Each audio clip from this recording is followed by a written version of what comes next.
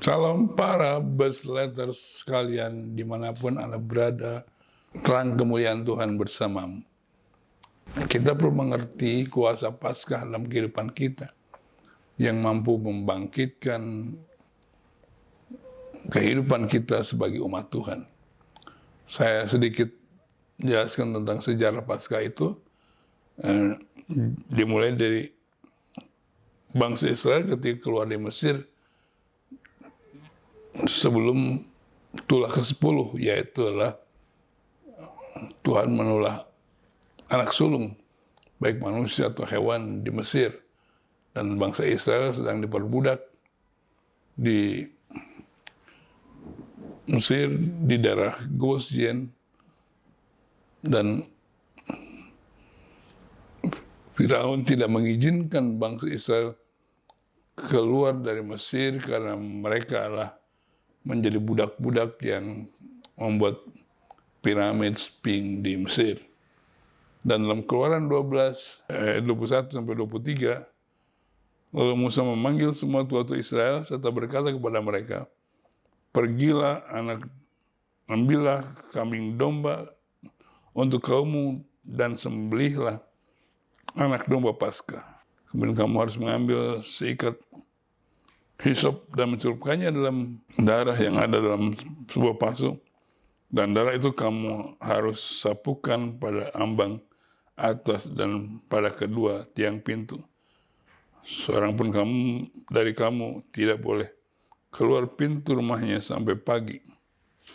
Dan Tuhan akan menjalani Mesir untuk menulahi apabila ia melihat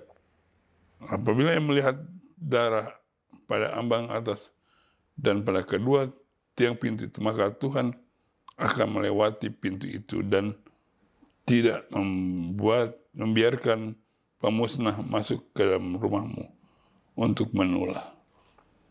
Jadi Alkitab katakan bahwa arti Paskah itu adalah Pesah, atau yang tepat adalah Passover, bukan Easter. Artinya dilewati. Dari mana? Dari tulah, yaitu kematian anak sulung yang Tuhan menulahi bangsa Mesir, dan juga umat Tuhan dijagai oleh Tuhan oleh karena ada darah anak domba yang disembelih, dioleskan ke tiang pintu atas dan tiang pintu masing-masing untuk melindungi rumah itu. Karena itu begitu pentingnya darah anak domba, yaitu Kristus. Kita sekarang nggak perlu lagi untuk mengorbankan dengan darah anak domba, karena Kristus sudah melakukannya. Dan ketika kita mengalami Paskah, kita menyadari bahwa karya Paskah itu adalah melindungi kita dari tulah, dari segala perkara yang menghancurkan, oleh karena darah anak domba, oleh karena kepercayaan kita kepada Yesus Kristus.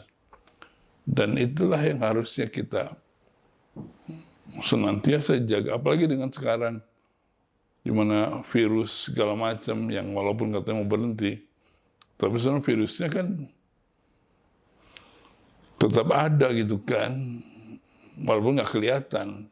Tapi kita nggak perlu takut, karena penyakit sampar yang mendatangi dunia Tuhan akan menjauhkan dari kita ketika kita dibungkus oleh darah anak domba, yaitu kepercayaan kepada karya Kristus di kayu salib. Karena itulah kita merayakan Paskah. Dan Paskah itu bukan hanya Yesus disalibkan dan mati, tapi kita percaya justru pada hari ketiga dia bangkit dari kematian. Ya, dia kalahkan musuh. Jadi Paskah itulah karya Tuhan di kayu salib untuk mengalahkan kematian, mengalahkan maut, mengalahkan kutukan, mengalahkan hukuman, supaya kita dibebaskan menjadi umat Tuhan yang diberkati, menjadi umat Tuhan yang bisa tinggal dalam hadirat Tuhan, menjadi umat Tuhan bahkan yang harus jadi berkat bagi dunia yang di tengah tulah oleh karena dosa manusia. Dan ini yang harus terus dimiliki oleh seluruh umat Tuhan agar kita merayakan Paskah jangan hanya sebagai selebrasi dengan adanya mencari telur atau dengan aktivitas yang lain. Tetapi kita harus semakin percaya bahwa darah Kristus itu membebaskan, memulihkan, menyembuhkan, terlebih mengampuni dosa kita, sehingga kita tidak tinggal dalam intimidasi, tidak tinggal dalam kekecewaan, tidak tinggal dalam kegagalan, tetapi kita senantiasa tinggal dalam kemenangan. Itu yang kita inginkan di tahun ini, di bulan April yang merayakan Paskah, untuk kita semakin menikmati karya Paskah di dalam kehidupan kita. Dan biarlah itu yang kita alami. Terima kasih. Tuhan berkati saudara, nikmati kemenangan oleh karena Paskah yang Tuhan berikan bagi hidup kita. Amin.